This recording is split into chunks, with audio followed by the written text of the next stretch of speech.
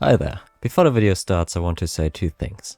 Yes, this is a Valorant video. The Valorant part of the video starts here. However, supposedly talking about any financial topic in the beginning of the video makes the video count into the finance niche on YouTube and therefore give the creator a huge amount of ad revenue compared to gaming videos. So if you want to, you can listen to me talk about how to bring fictional credit collapse by printing absurd sums of fake banknotes and thus destroy bank monopolies. Or, as I said before, if you aren't interested, you can skip to this time in the video, and from there on it will only be Valorant content, I promise. Now if you're still here, I'm sure you want to know how to destroy the economics by printing fake money, right? Well, before you do that, I have to say that this only works in a fictional setting where online banking and credit cards are non-existent. Nowadays we see a number on the screen and that's how much money we have, and as long as everyone believes that, the system works well and even printing fake banknotes won't suddenly change that. However, let's suppose that in a different world, money exists only in terms of gold and silver and now newly introduced paper money. Making paper money is considerably easier than, let's say, gold coins. You just print on a piece of paper how much worth the money has, and people believe it and use the money to pay for things. But how do we use that to our advantage? We take a banknote that's commonly used on a day-to-day basis and reprint it maybe about 10 to 100,000 times. We then distribute the money we have just printed throughout society, and sooner or later someone is bound to notice that he has two different banknotes in his purse, both supposedly worth the same thing. Once that happens, it will very quickly come to light that there's fake money in use throughout every part of your life. As soon as people know that, they will start to doubt whether or not their banknotes are actually worth the number it says on the paper. The logical conclusion to that would be to exchange the paper money for gold and silver, things of which their worth can always be measured on weight and purity. And this is where our credit collapse begins. Once enough paper money is distributed throughout society, the gold that is used as a safety measure to make sure the money actually has the worth it says won't be enough anymore. So in the beginning the problems won't be immediately noticeable. People will exchange their banknotes for gold and be fine. But sooner or later, banks and storages will run low on the backed up gold and will slowly not be able to pay out every customer anymore. Once that happens, all the banknotes immediately lose all their worth, because a piece of paper saying the number 20 on it is worthless if you can't exchange it for 20 coins. This way the bank system will collapse completely. Thousands of people will lose their money, and some few individuals who have possessions of actual worth or have exchanged their banknotes for gold and silver before the collapse will therefore now be the new richest people on the planet. And with all that, I basically just want to say that any system involving money only works as long as people believe in it working. Even gold only has the value we give it because people say it's valuable. As long as everyone agrees, the system will keep working. Now with all that being said, let's get back to Valorant. Oh, and don't try and bring about the collapse of the bank systems, it will most likely get you arrested. Anyways, moving on. If you want to practice your one-taps, you can put your reload button onto your shoot button, which I assume will be left click in most cases, and play, for example, a guardian or a sheriff. Now shooting one bullet will cause an immediate reload. With this new strategy, you can practice your one-taps, since if you don't hit the first bullet, you will most certainly die. This, by the way, does not work with guns you can spray with, like a Vandal or Phantom.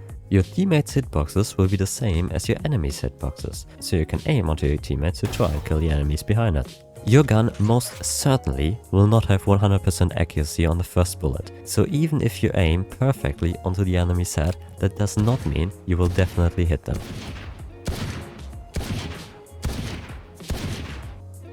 Bullet holes or indents will disappear after almost exactly 10 seconds, so if you see a bullet hole made by the enemy in a nearby wall, you know that they have to be within a 10-second radius. If you are in defender spawn on Haven, you can stand on these triangles and maybe catch someone off guard if they try to push into your spawn.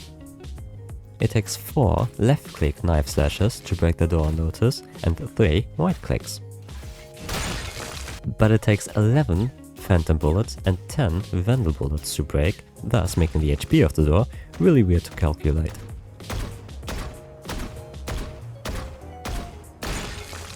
You can hide behind this plant in attacker spawn on Breeze and wallbang the plant for some reason. Somehow you can only wallbang these plants from the outside though, except for this one plant on a very specific angle that you can't wallbang at all. The door to Market on Sunset and Ascent, as well as the door to Tree on Ascent, all take 5 seconds to close. Breaking those doors takes 30 bullets of the Vandal as well as the Phantom. There are 3 different sizes for smoke orbs. The biggest smoke orbs belong to Astra, Harbor and Viper with a radius of roughly 5.5 meters. The medium-sized smokes with a radius of 5 meters belong to Brim, Clove and Omen. And the smallest smokes with roughly 4.5 meter radius are made by Jet and Cypher. It's a bit hard to measure thanks to the in-game pings only showing full numbers, but feel free to test it yourself and correct me in the comments if I measured it wrong. Every agent has their own footstep sound. This is the most notable with KO and Brim.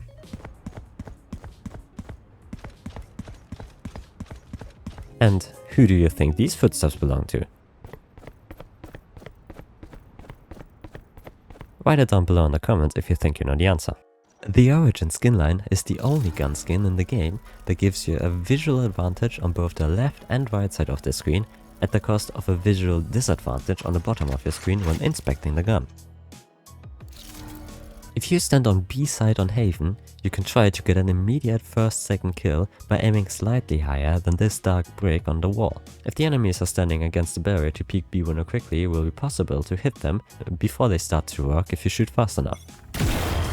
You can shoot a silver dart on this spot on Icebox with middle charges as soon as the round begins. If you do that, you will be able to scan any potential enemy trying to sneak into the container before they reach it. This way they will either have to turn around, or you will at least know whether there's an enemy pushed up or not.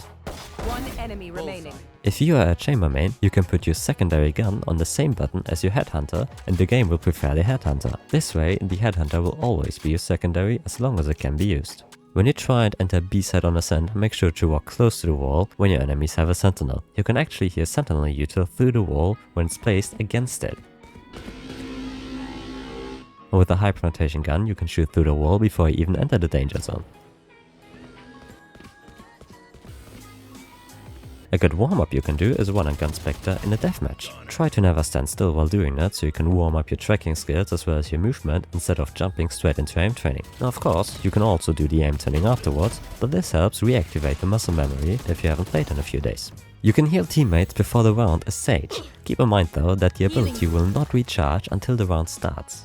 Rotating from backside B on ascent to A heaven takes about 18 seconds without any abilities and knife out. Doing the same on Icebox from yellow to rafters takes about 21 seconds. Now keep in mind that with a time like that you will not have cleared any angles, including the entirety of mid. When you are attacking on Lotus, you can shoot through this wall from A bubble with any high penetration gun and hit the enemies while potentially holding a cross. You can close the door on market ascent without having to look at the switch. You can even stand on the switch and it will work. The breach ult is wider than shown on the map, so it may just hit a little bit more of a side than you'd expect from looking at the map, but be careful to not hit your teammates with it. Meanwhile, the Fade ult is basically exactly the same size as the map shows. Shooting down a Sage roll with a Guardian takes about 5.5 seconds.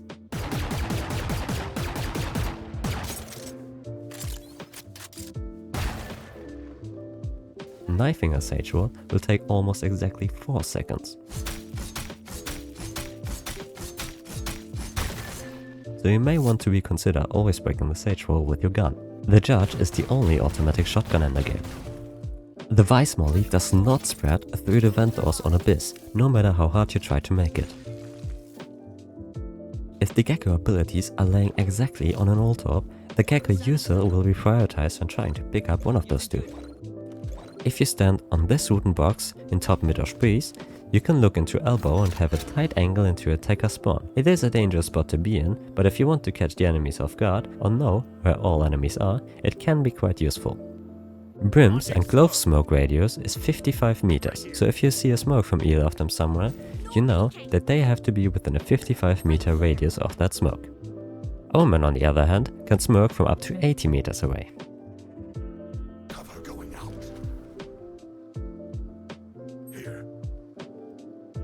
Dizzy does not land directly on where the player is standing. It always lands next to him no matter how straight up you're throwing Dizzy. You can make this jump from defender side on B on Icebox without having to use any util. Now keep in mind that doing that is very dangerous unless you know there's no one there, or you have a smoke and at least one other player to protect you. However, if you do manage to get up here, it makes for a good off angle should the enemies ever come back into B main. If you want to break the Abyss vent doors with mollies, you'll need either one KO molly 2 Killjoy mollies, 2 Phoenix mollies, 1 Brim molly,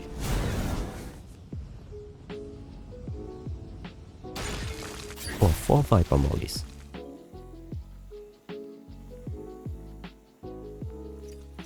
How many books do you think there are on Abyss? Well, let me tell you, you can find exactly 453 books spread across the entirety of the map. And yes, what you can see here in the background is me counting every single one of them. This, by the way, took about 15 minutes to do. Hey there! Thank you very much for watching the video. I do appreciate that you are still here and listening to me rambling about nonsense again. Also, I wanted to say sorry for the beginning of the video. If you don't know, I don't want to go on about financial stuff again, but if you don't know, ad revenue for Valorant is possibly the lowest ad revenue you can get on the entirety of YouTube. The gaming niche in general is a very low paying niche, and meanwhile the finance niche is the highest paying niche. Supposedly what I did here in the beginning was can trick the algorithm into thinking that the video belongs into the finance niche. However, I don't know if it works, and if it doesn't, I won't do it again. If it does, I probably still won't do it again. Either way, I hope you still enjoyed the Valorant part of the video, since I'm sure that's what you came here for, and I wish you all a wonderful rest of your day.